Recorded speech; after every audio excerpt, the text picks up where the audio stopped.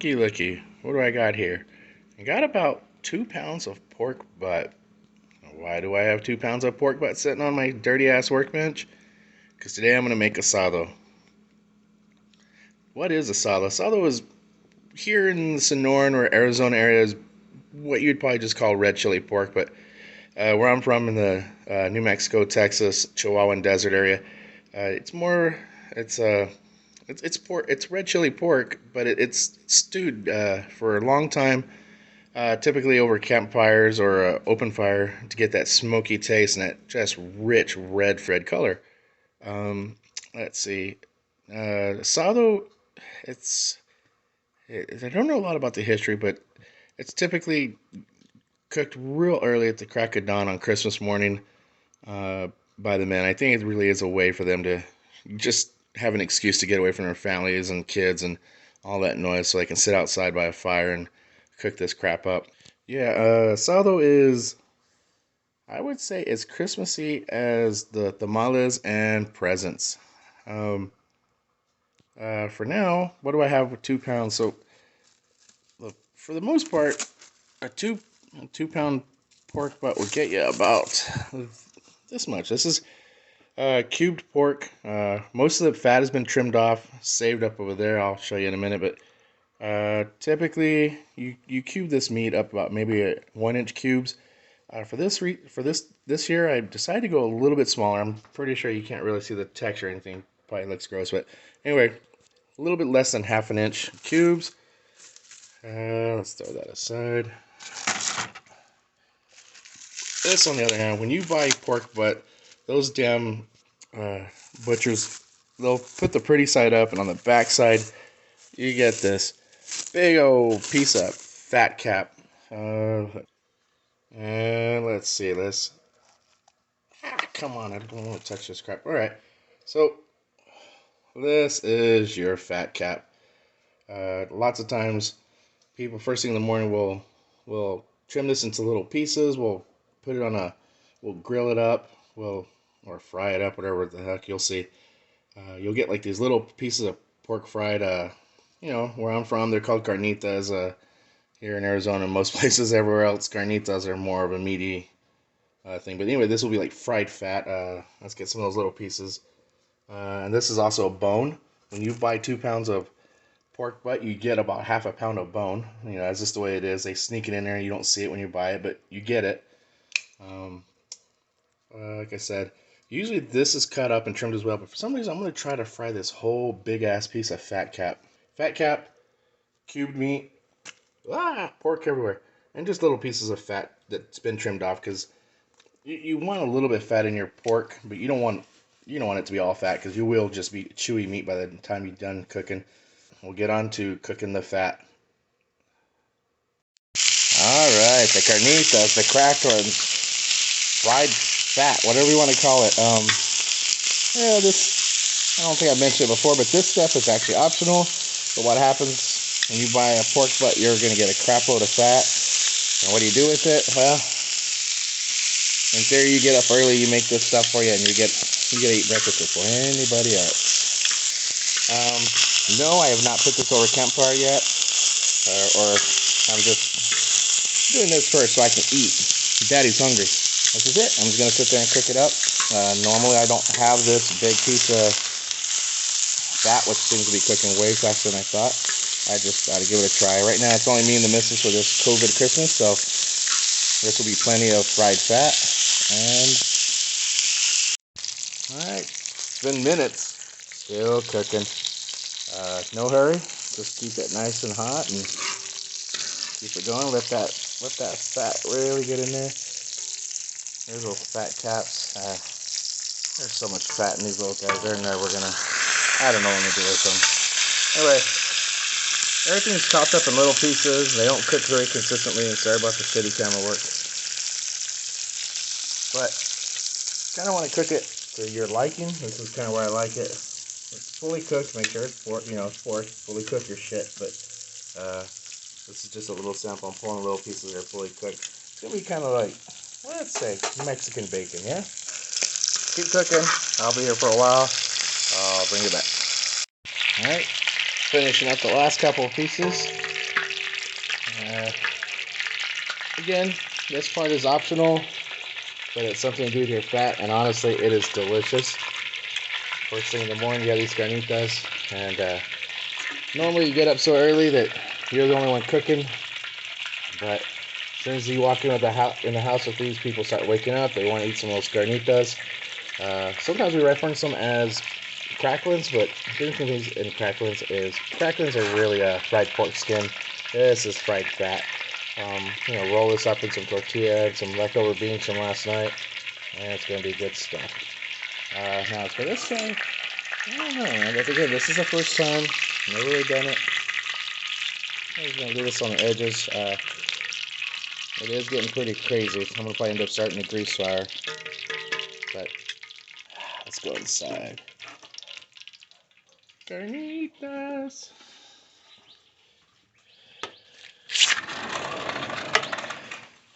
Cracklins. Ah!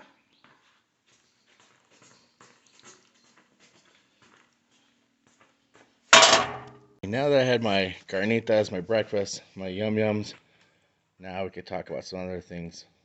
The next thing, the Asado pit. Now, today I'm going to be using just a good old modified fire pit so I can take logs in out this. I'll be cooking all day, so you need to have access to be adding logs to the fire. And a lot of people from back home would have what we call an Asado pit. This is my version, but I used to cook out of there, my little Asado pit over there. Now, if you're a professional Mexican, you probably have something that's made out of masonry and is permanent, but me, I just had this. I only cook asado maybe once or twice a year. It's so much work. Before you really start cooking your asado, you want to get some coals going. You don't want a really big fire. Lots of times I'll get some 2x4s or something to start the fire, but through the remainder of this cooking, you want to use a wood that you're going to enjoy the flavor. Obviously you don't want to use pine. Your shit will taste like pine. This is I'm surrounded by mesquite. It's free. It's on the streets, whatever. So I use mesquite. So my goal here is to get some coals going, just so we can get a nice heat, but it doesn't need to be open flame because open flames will kind of screw up the next step. Speaking of the next step, let's get the meat ready. Here I have a cast iron Dutch oven. Hope most people have those. Most guys making a salad are probably gonna have something a lot bigger. I've seen people use cauldrons as big as your freaking head. On the bottom I got some mushed garlic, and we're gonna first toast up the meat. But to get that meat going, we're gonna get some of that rent. Yeah, that stuff is still cooking. It's been in there for maybe half an hour. So get a little oil in there. What we're gonna do is we're actually oil over. Like I said, mushed garlic. Not much up. We've got a bunch of oil down there. We're gonna use that to brown the pork. Some people do, some people don't. Put the hueso in there. This is the hueso, the bone. Some people like the bone, some people don't. Sadly, I think I like the bone. Let's see. I may have more pork than I need. So what I do is actually I have another cast iron Dutch oven ready to go, but this is hard to do with one hand. But we're gonna throw a majority of that pork in there.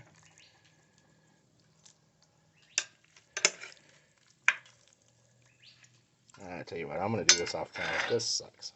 Before we start cooking, we should get ready for the sauce. Growing up, traditionally, what people use, this is Bueno red chili.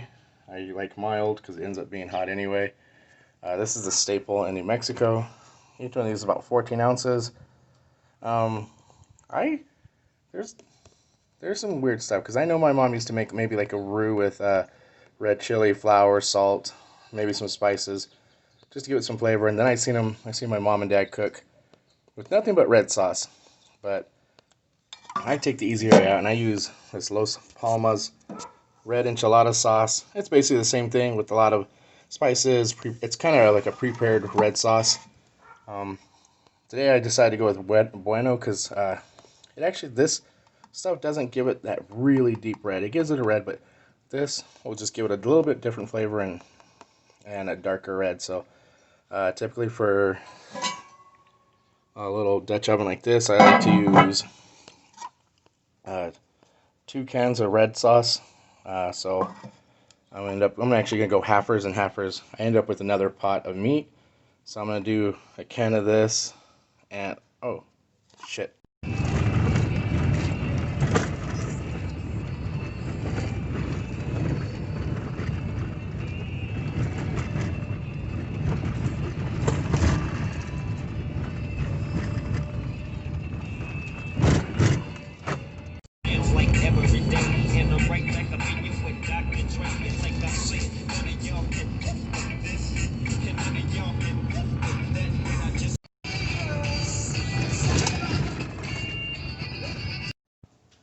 Alright, back. I went and got another can, so I'm probably do a can of this and one of these per Dutchie. Anyway, now these should be ready to go. I'll just crack them open and pour them when it's time, but now we need to brown the pork. Here we are, browning the pork. Normally, you probably want to get that oil and garlic nice and hot before adding the pork, but since I'm doing this one-handed, kind of taking the easy way out, but we'll get there. Basically, you're just gonna, the job is not to really fully cook the pork. It'll stew all for hours. The idea is just to get a nice little toasty brown on it. We're getting there. And then the fire, we have some flame, but underneath that I got some coals that have been probably getting ready for the last hour or two. I kind of start the fire about the same time as I start those little carnitas or the fried fat. Anyway, the idea is not to get a huge roaring flame, just a lot of consistent heat from those coals. Alright, I'm going to keep stirring this stuff until it browns, and then I'll add that sauce, and from there it'll be smooth sailing. Thing to notice also, last night when I cut this up, I typically don't salt it or any kind of marinade, but last night I decided to get a little salt and mix it up before we put it in the fridge, for this morning. Also, there's a salt debate that's going on in my family. My mom and dad have been fighting over 2 things when it comes to asado. How much salt, when to put the salt, back and forth. Salt, no salt, too much salt, too little salt, too soon, too late, too early. And the other thing is oregano. We'll add a little bit of oregano towards the end, just a little bit of flavor, probably like right before serving, but put it too soon and it tastes real bitter. Both my parents can agree on that, but they're fighting over when to put the oregano. Honestly, I don't think it matters as long as it's towards the end right before serving. I'm going to keep browning the pork. Well, looks like we didn't have that much meat, but honestly, whew, that's why you don't have a lot of flame. Burn your face off. Don't do what I do. Don't be a bendejo, but get your cast iron nice and hot with that oil and garlic. Get it ready because you want to sear this meat. You don't want to cook it. I basically stewed my meat already and had to drain the water. I had to increase the heat. I had to do everything to get this to dry out and get a nice little toasty brownness on there. Some GB&D, but anyway, like I said, don't do what a bendejo does. Get your cast iron hot. I did it all wrong, but that's what happens when you make videos. You get everything wrong. On to the sauce. I'm going to start off with 1 can of Los Palmas. For now, throw that away. We'll pick that up later, I promise. We got all day. We're going to be cooking this for hours. Oh, reaching over. Excuse the shitty camera work. Still, oh, come on. The wife is offering to help me, but I don't want to make a video with her because she'll just be staring or smiling or something, or I'll make a buffoon of myself because that's what I do. 1 can of bueno. Like I said, typically people in New Mexico will be using the bueno. Now don't throw this away because you're going to make such yummy goodness, you're going to want to give it away. You're going to make so much red meat or red pork, you're going to give it away. So that is Mexican Tupperware right there. We're going to stir that in. You know what? That might be just enough, but you know what? I'm going to add another can of each. Now, it will reduce through time, but we're going to spend most of our time just Hold on. Another can of Mexican Tupperware. Throw that in there. Another can of Los Palmas. This, not gonna save. Throw it away.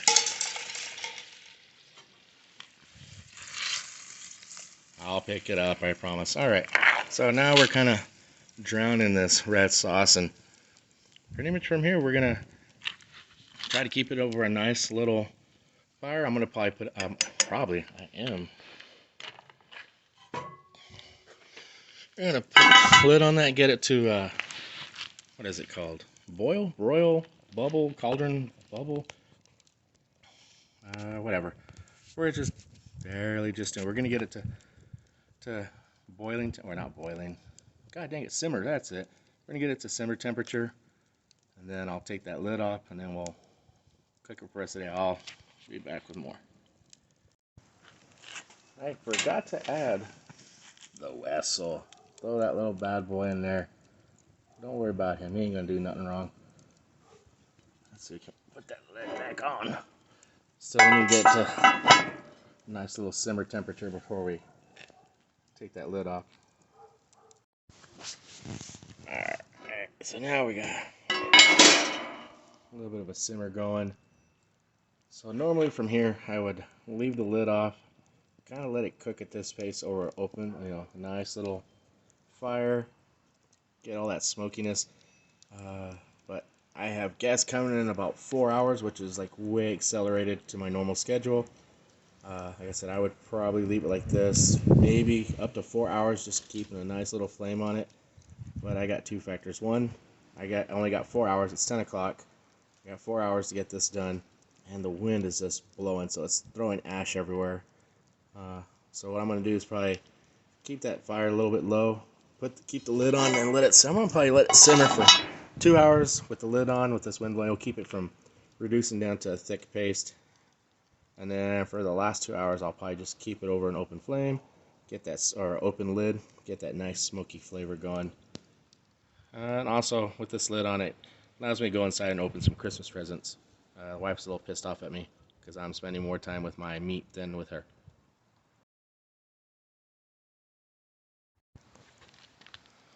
All right, 1 hour in, and the sauce is thickening. Honestly, it's been boiling or simmering quite a bit, a little bit more. No, it's just a lot of coals. But like I said, I don't have all day to cook, but this, like I said, this is an hour in. The sauce is, everything's edible. I mean, you could probably eat it right now, but the meat itself is not quite soft. When we're done, this stuff will be so soft it almost should just, melt in your mouth. You barely have to chew it. This is like you could gum it probably. It's so nice and soft. But anyway, this is what it looks like at 1 hour. You can start to notice these you can scrape that in. That's all flavor. Little thing. Typically, growing up, you'd get a bunch of dudes, and we're making a cauldron of this stuff. Can't even imagine how many gallons of crap that is. But it's kind of funny because people will come by, they'll taste it, they'll take a sample throughout the day, and you'll just see this little ring of chili just going lower, lower, lower, and they're like, "What the hell?" I'm stirring it. But as it cooks, you probably don't want to stir it too much because what happens, you end up shredding the pork, and it'll just look like red shredded pork. Some people like that. I kind of like my meat or my pork still in the cube form. Just keep it stirred. Don't oversteer it. And normally I would have the lid open at this time to get some of that smoky flavor in, but I'm trying to keep that simmer going. This wind is not helping at all. What about that fried fat cap, you ask? Well, this is it. I mean, I cooked it for a really long time. It's edible, but it really just tastes like a chunk of fat. Maybe next time I'll cook it up, but this fat cap is all that's left of the morning cheat. Oh, I'll eat that. Stuff's a good snack. Kind of lasts all day, but you just snack on it as you're cooking. But no more, what do you call it? Oh my god, carnitas. They're all gone. All I have is this fried fat cap. there's some good parts. That's what happened to it. Bad experiment. All right, 2 hours in. Let's see, I got a nice little simmer. That's probably a little faster than I want. I threw some wood in there, and with this wind and it's starting to rain, so I brought the heat up a little bit. But this is 2 hours in. You start to notice some of these nice chili oils floating, but again, you can stir it once in a while. But yes, I have throughout the time moved the wood, moved the pot, do anything to keep a nice little simmer going. For the past 2 hours, I've had the lid on, trying to keep it from evaporating and turning into a paste. But I got about 2 more hours to go of cooking. Typically, I'd like to do it longer, but time, I'm gonna leave it open like this, let some of that smoke get in there, and for the rest of the cook, I'm gonna use nothing but mesquite, something that tastes good. This is a point where you could sit there and, well, I guess I could have done this earlier. Just contemplate life, all your decisions, trying to figure out, did I do it right? Did I do it wrong? I do have my patio set up with a little TV.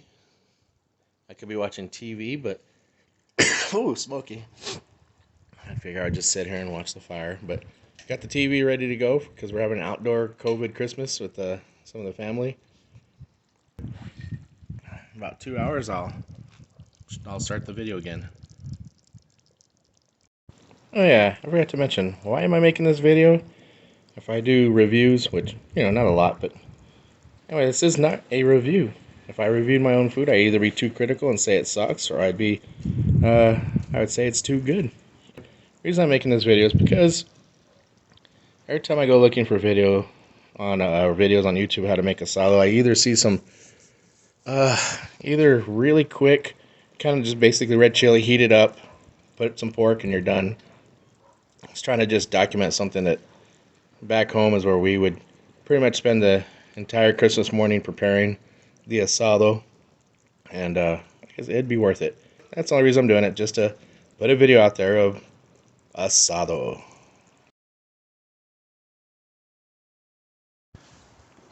As you're cooking, one thing you want to keep an eye on, you can check the tenderness of your pork. If you can push on it and it takes some effort, it's not ready.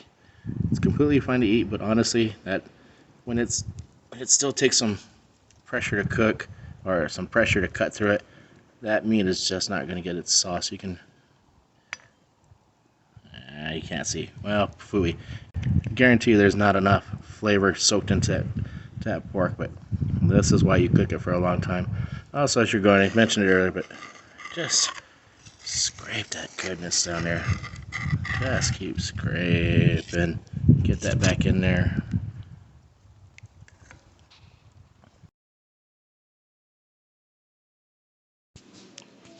That's after 4 hours of stewing. Yummy. Smushy. Yeah. Falls apart when you just touch it or even stir it. You can see it. Mmm. Forgot. Since I'm the cooker, I have the right to sample it anytime I want. I'm going to try it right now. Oh, my fingers always. Oh, yummy. Deep red. Yummy goodness. Wow. Forgot one thing. Oregano. Honestly, I don't like too much because it can become overpowering, so just a dash of oregano. Stir that shit in. Alright, ready to serve. Come and get it.